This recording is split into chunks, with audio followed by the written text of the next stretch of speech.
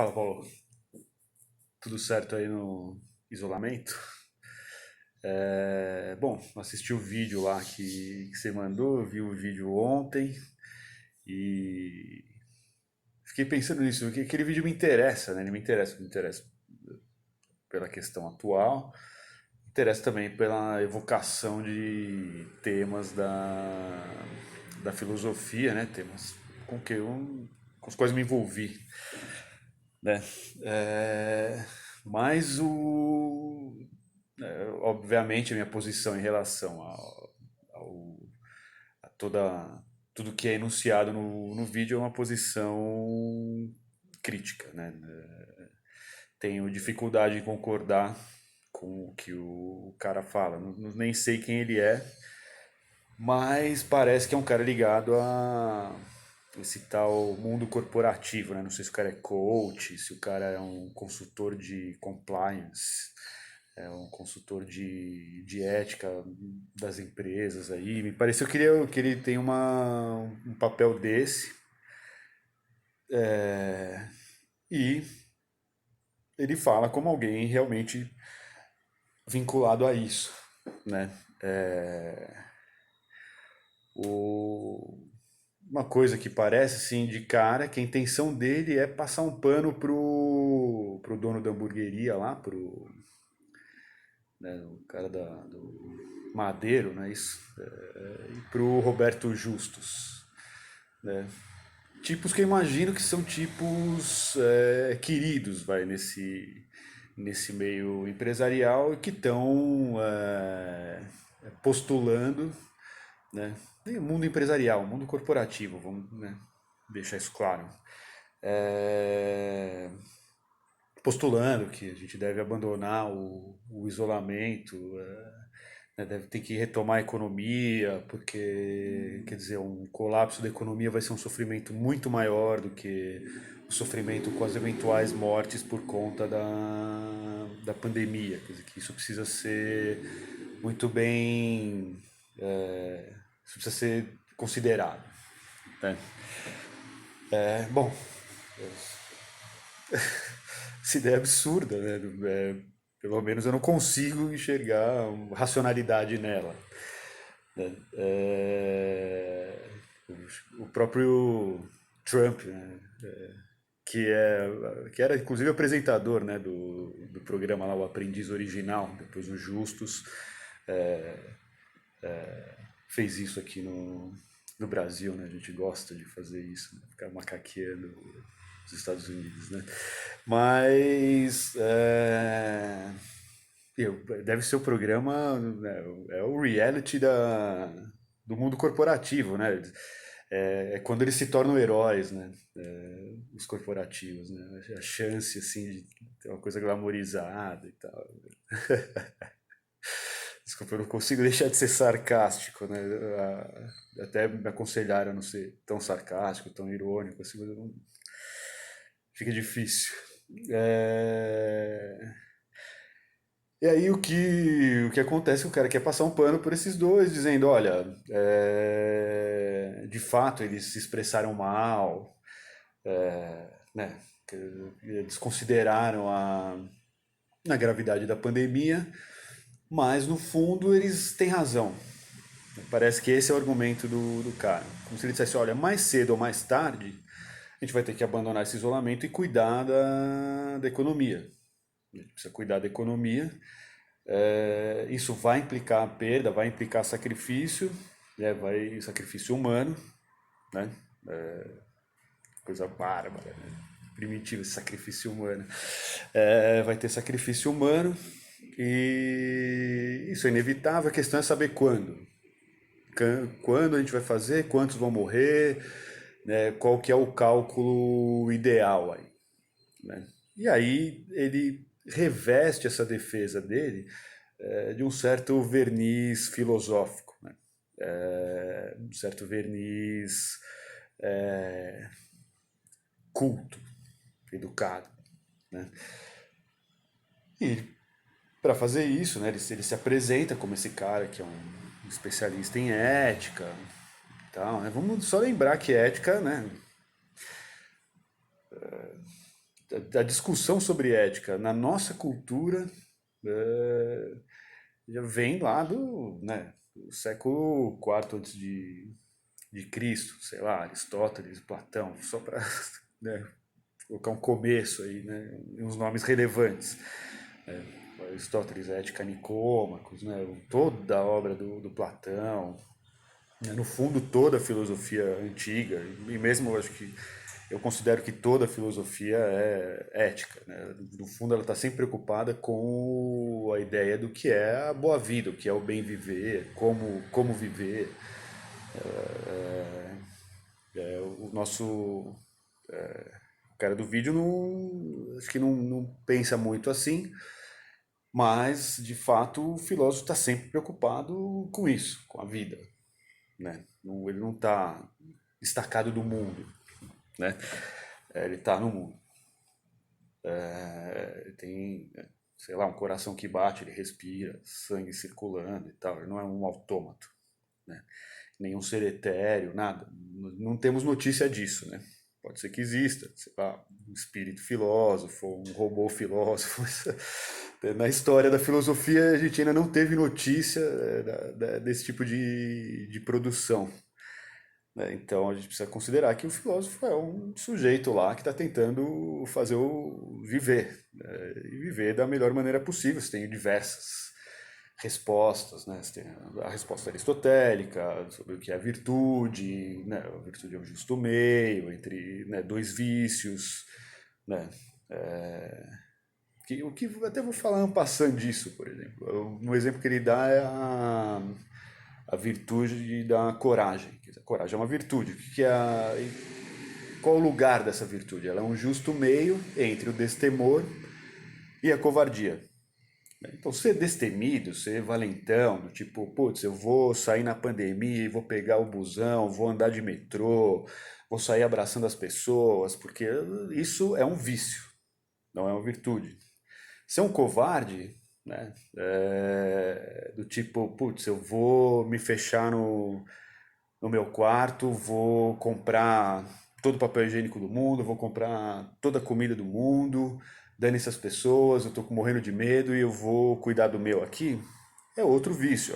A coragem é o justo meio e implica, sim, uma racionalidade, né? Uma capacidade de se acalmar, de agir com prudência, né? Com equilíbrio, né? Sofrosine grega, né?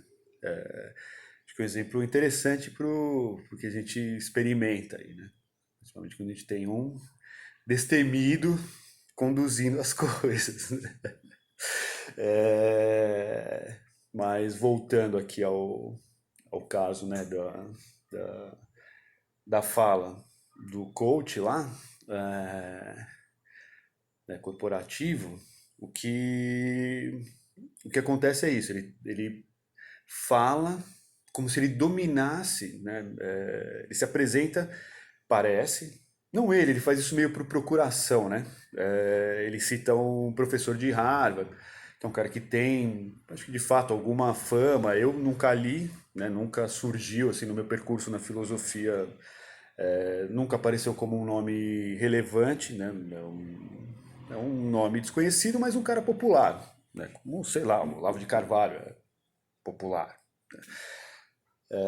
Faz as aulas dele lá em Harvard. Então, o cara, inclusive, apresenta como credencial desse filósofo né, que ele, em que ele se apoia o fato de ter tido o curso dele, seu primeiro curso que Harvard ofereceu online. Ele disse que acho que é o único curso, mas na verdade é o primeiro curso que Harvard disponibilizou online, talvez porque seja um curso popular, talvez um curso mais acessível, um curso mais fácil, né, com um apelo mais popular, né? Então eles bota esse aí pra gente, né, inaugurar, a galera vai gostar, né? Um curso menos desafiador, eventualmente, né? Coisa menos complexa, né? É, mas o fato é que ele se apoia nesse cara, né? Então, como esse cara, esse professor que dá o curso online de Harvard, né, Ivy League e tal, né, na corporação tem esse fetiche Ivy League fortíssimo, né? É, então, isso faz do cara a última palavra, ou a palavra definitiva, parece, sobre ética. Então você desconsidera, não, Aristóteles já foi, a século IV a.C., isso aí não. Aristóteles. Continuar a discussão com Platão, depois ficar chamando esses gregos todos aí, sei lá, Sexto Empírico, Diógenes, depois os Cícero, Sêneca, os modernos todos, Spinoza, Descartes, Leibniz, sei lá, os empiristas mesmo, até mesmo os britânicos, sei lá, Locke, Becker, o cara de Harvard lá, curso online e tal, esse cara me chavou a ética e o cara do vídeo leu o livro desse cara, ó, ele leu o livro, ele sabe, ele leu o livro e provavelmente viu o curso online, né? E o que ele descobriu nesse curso online? Que a ética se reduz a duas posições, a posição utilitarista e uma posição que ele chama de universalista. Né? A posição utilitarista ele não explica muito, é conhecida como a posição britânica, né? A posição anglo-saxã, talvez o grande nome do utilitarismo seja o John Stuart Mill, escreveu um livro sobre o utilitarismo, é o título do texto, né? Em que ele apresenta essa ideia do cálculo de felicidade, quer dizer, porque a pergunta, a pergunta ética, a pergunta moral é qual é a boa ação, qual é a ação moral, o que qualifica uma ação como virtuosa, por assim dizer. Para esses utilitaristas, a ação moralmente boa é aquela que tem como efeito o bem do maior número. Por isso que a ação egoísta é uma ação ruim, porque ela visa o bem de um sujeito. A ação altruísta já visa o bem de dois, né? Daquele que faz a ação e do outro que recebe os benefícios dessa ação. Então, na hora de você tomar qualquer decisão, você tem que ver qual delas vai ser útil, né? Porque no final das contas é a utilidade, né, que importa para o maior número de pessoas. Né? Isso é a base do utilitarismo, que vai, né, engendrar o pragmatismo, que isso tem que ser pragmático. Né? Você vê que já é o pensamento das empresas. Ele vem junto com o pensamento liberal. Né? Eles nascem no mesmo território, no mesmo caldo cultural. Então, essas coisas funcionam bem, que é o que está no fundo da. Funcionam bem juntas, né? Vocês têm uma espécie de afinidade eletiva, e é o que está no, no fundamento das corporações, né? A moral utilitarista, essa moral britânica, analítica, né? Esse jeito de pensar, você vê esse jeito que o cara reduz, né? Ele simplifica, né? Ele simplifica, ele pega a realidade, né? Pega o mundo, que é complexo, que é caótico, que é imprevisível, né? E divide em duas categorias. Você pode ser utilitarista ou você pode ser universalista. Ele atribui o universalismo ao Kant. E ele também menciona isso bem en passant. Não sei se ele está procurando falar com pessoas que já estão familiarizadas com o tema. O Kant tem o imperativo categórico, né? O texto do imperativo categórico é age de tal forma que a máxima da tua ação, melhor, vou até começar de novo, age de tal forma que você queira que a máxima da tua ação se erija como lei para todos os humanos. O que significa isso? Que se você puder, né, você sempre vai poder enunciar uma máxima, uma premissa, como se fosse uma lei, para descrever a sua ação. E você quando agir você tem que querer, percebe que tem esse elemento de vontade, então a coisa não é tão racional assim no Kant. Você tem que querer, você tem que ter essa vontade de que isso seja a lei para todos. E isso vai ser um indicativo do que você tem que fazer. É, ele dá um exemplo, o Kant dá o exemplo você tem um amigo escondido em casa, a polícia está procurando ele, e batem na sua porta, pô, e perguntam se o cara tá lá.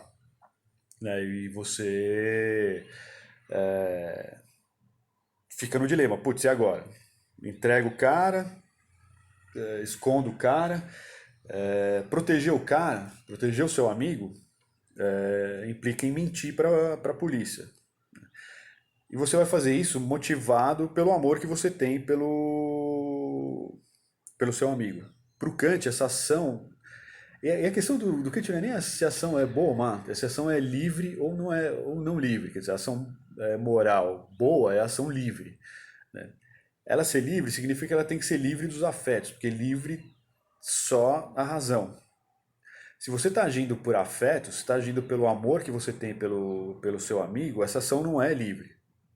Você está agindo tomado por um afeto, está dominado por um afeto. Você não deliberou e agiu. Né? A ação deliberada deveria ser entregar ao seu amigo, porque a razão diz, olha, mentir não é bom, não é moralmente bom. Então essa sua ação é uma ação não livre, é uma ação moralmente comprometida. Né? Assim como agir por raiva, né? Ou agir por vaidade, não sei, agir tomado por um afeto qualquer, por uma excitação besta, como isso, por exemplo. Você sabe que você pode estar contaminado por um vírus, mas aí por uma excitação besta, você vê uma turba passando na frente da sua casa e vai lá festejar com a galera, abraçar todo mundo e tal, sabendo que isso não é legal. Essa ação é moralmente problemática porque você se deixou levar por uma emoção. Esse é o pensamento kantiano que, né, o cara do vídeo qualifica como universalista. Né? Aí ele faz essa oposição, como se fossem duas moralidades opostas. Você é um cara do direito, isso dá pra entender da seguinte forma, e é bem claro, quer dizer, no direito britânico você tem casuística, está mais perto do utilitarismo, tá? Nesse sentido de que você vai lá ver o caso. Você não tem como se não tivesse uma lei a priori que fosse definir que decisão você deve tomar. Né? O lado kantiano, universalista, você tem um sistema de leis e essas leis valem para todos os casos. Né? Você não tem que ficar analisando exceções. Quer dizer, então você vê, talvez o utilitarismo é muito mais interessante do que o cara do vídeo faz parecer que é. É um pensamento mais rico, né? Do que ele faz parecer que é. Mas ele já está pegando a coisa, parece, de segunda mão desse professor de Harvard que também quer provar alguma tese lá. Parece que ele tem uma questão com o John Rawls, que é um cara que também pensou o direito, pensa as questões éticas também. É americano também. É uma linha, um tipo de filosofia um tanto simplificadora assim, né, da realidade, né? A filosofia anglo-saxã, né? Eu estou sendo um pouco malvado aqui, porque tem caras interessantíssimos. Hume, Berkeley. Eles têm uma riqueza de comentadores também. Né? Não é assim, vamos jogar fora, de jeito nenhum. Mas tem uma coisa da filosofia analítica, do jeito que ela chega nesses ambientes, chega no dia a dia, que é muito, para não dizer tosco, simplificador, né? É ingênuo. Eles desconsideram a história do pensamento, como se eles fossem inventar a ética agora. Eles consideram que existe toda uma conversa, né, que existe uma sequência de pensadores, né, tratando disso, assim, como se eles, então a gente vai inventar a ética agora, a gente tem a condição de descobrir isso, é como se eles fossem fundar a filosofia, né? Pois bem, aí o cara usa essa dicotomia que ele inventou. Isso não é a história do pensamento, isso não é a ética, né? Isso não é a vida. Quer dizer, a vida não é, você está entre essa posição que ele diz assim, que toda a vida vale, então você não pode sacrificar nenhuma delas, né? E essa outra posição em que você tem que fazer um cálculo de que de repente você vai sacrificar alguns porque você vai salvar muitos, né? A vida não é assim. A vida, infelizmente, não concorda com as ideias do cara do vídeo. É, Aí ele mobiliza isso, né, para justificar essas falas do cara da hamburgueria e do apresentador do aprendiz lá. De que né, existe uma racionalidade nisso. Existe inclusive isso seria então eticamente aceitável, moralmente até louvável. E aí, pô, coitados do cara da hamburgueria que vai ter que tá nesse papel difícil. Tipo, será que eu demito as pessoas? Ou será que arriscamos algumas vidas e aí eu não preciso demitir o chapeiro, não preciso demitir o, né, o garçom, tal, vou preservar isso aí, preservar essas vidas, né, trabalhando assim, mas putz, para né, tomar essa decisão, nossa, é muito duro para mim, né, o que fazer? É engraçado que aí ele vai comparar a situação do dono da hamburgueria ou do apresentador do aprendiz, que também acho que é dono de uma agência de propaganda, acho que é a Wanderman, né? Acho que é dele e tal, acho que é uma filial, né? Mas ele é isso do publicitário, putz, vou ter que demitir o diretor de arte, vou ter que demitir o estagiário, sei lá. Né? Que horror! Né? Ele compara o drama desses caras com o drama, por exemplo, do Churchill na Segunda Guerra. Hum, como se essa possibilidade de um colapso da economia fosse a Luftwaffe voando por cima de Londres carregada de bomba, né, para acabar com a cidade. Ai, ai, ai, ai, ai. Aí ele lança essa coisa, de que tipo, puta, então o Churchill, esse cara, né, o Churchill estaria de fato vivendo o dilema ético, né? Ele tá lá, ele fala assim, ele faz assim com a mão, né? Skin in the game, skin in the game. Então, o Churchill skin in the game, né? Tá lá e tem que tomar essa decisão. Sacrifico, né? Um, um batalhão inteiro, sacrifico uma unidade para salvar preservar o resto da Inglaterra e da Europa na luta contra o nazismo, é, ou salvo aqueles caras, mas estou arriscando, puta, deixar que o Hitler tome conta de tudo. Olha só, né? A comparaçãozinha que o cara faz, né? Tipo, até com a minha camisa aqui, ó, essa aqui é o símbolo né, dos aviões da Royal Air Force britânica, né, nas asas dos Spitfires, aquilo sim, máquinas de matar fascistas, né? É, é, o que acontece é que a comparação é absolutamente indevida.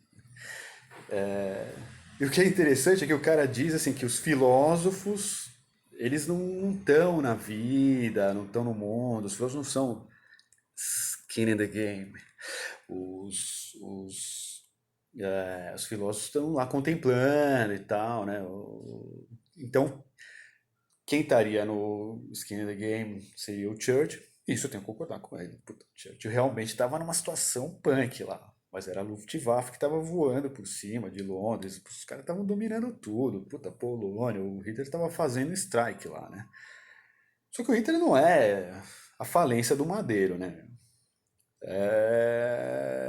São coisas, sim, né? Vamos guardar as proporções, né?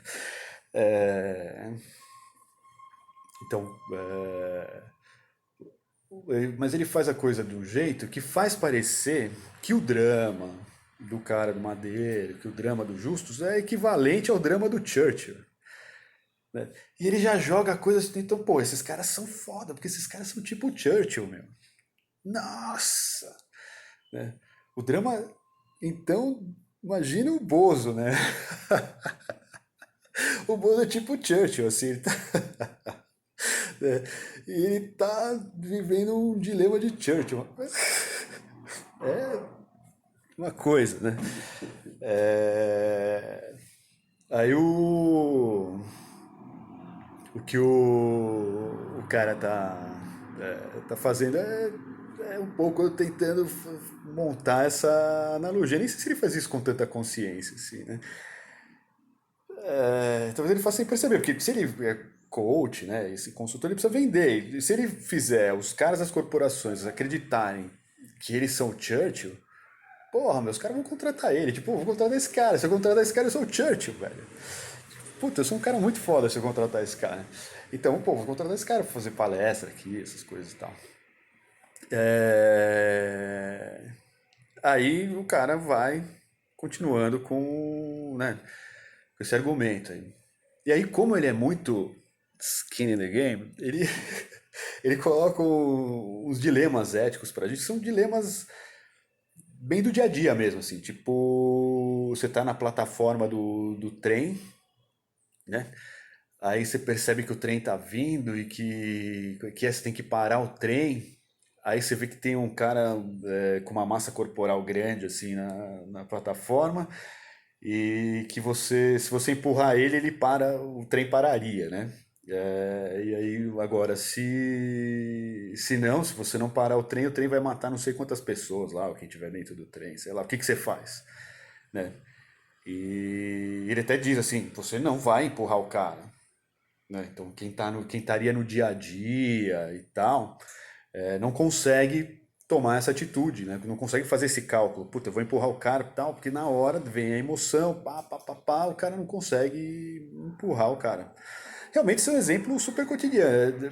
Bobeou, eu tô lá no metrô, tô lá né, vou pegar o trem lá na Marginal, vejo que o trem vem meio de lado, assim, parece que ele vai, puta, vai bater, vai cair no rio, qualquer coisa assim. Vira e mexe acontece isso. Eu olho, tem um cara gigantão do lado que eu falo, poxa, que eu vou empurrar esse cara, tal. Por sorte, até hoje nunca aconteceu do trem descarrilhar de fato, eu nunca precisei empurrar ninguém. Mas é bem um problema skin in the game. Toda hora esse tipo de coisa tá acontecendo, né? Ou então, quase toda semana eu me vejo nessa situação. Tô lá com o revólver apontado na cabeça do maluco lá da Coreia do Norte, ele tá ameaçando soltar umas bombas na Coreia do Sul e eu tenho que tomar uma decisão, puta, eu atiro na cabeça desse cara ou não. Por sorte, todas as vezes que isso aconteceu, o cara resolveu que não vou fazer e tal, vou tomar um café antes, né? E ficou por isso mesmo. Né? Mas na hora eu me senti nesse dilema, porque isso acontece, você deve ter passado por isso já tantas vezes, por quem nunca passou por esse tipo de situação. São situações que dizem muito sobre a vida real, sobre o que a gente vive de fato. Então, né, você vê o absurdo da argumentação desse cara, Paulo. Os exemplos que o cara me traz, né, velho? Tipo, ele imagina um filósofo autômato, né, como se fosse um espírito desencarnado e ainda vem com os exemplos que, nossa, né, velho, não falam nada da vida, né? Tem um exemplo da vida, por exemplo, o, o médico que precisa escolher, puta, quem que eu vou tirar do respirador aqui para poder colocar outro aqui? Puta, ó, esse aqui não tá com cara de que vai ficar legal, meu. Desliga aí e traz aquele outro que aquele tá com uma chance melhor. Isso os caras estão passando o tempo inteiro, né? Isso é um dilema. Isso é um problema, né? Aí ele, né, nessa linha mais americana e tal, também pragmática, né? Então quem tem que tomar esse tipo de decisão é alguém que está afastado. Quer dizer, a parte do argumento dele. Se o Churchill tivesse no campo de batalha, né, tivesse no meio daqueles soldados, tivesse com o dele na reta, ele não conseguiria tomar essa decisão de sacrificar um batalhão para salvar a Europa. Ele só conseguia fazer isso porque ele estava num bunker, estava distante. Né? E de fato parece que até nos hospitais tem um tanto disso. Quer dizer, quem toma a decisão se vai desligar ou não vai desligar é alguém que não está em contato direto com o paciente, mas isso é parte desses protocolos americanos, né? E parte de uma tentativa de evitar a tragédia, porque no fundo é disso que se trata. Se trata de acreditar que a vida está sob controle. Na verdade, esses caras estão morrendo de medo.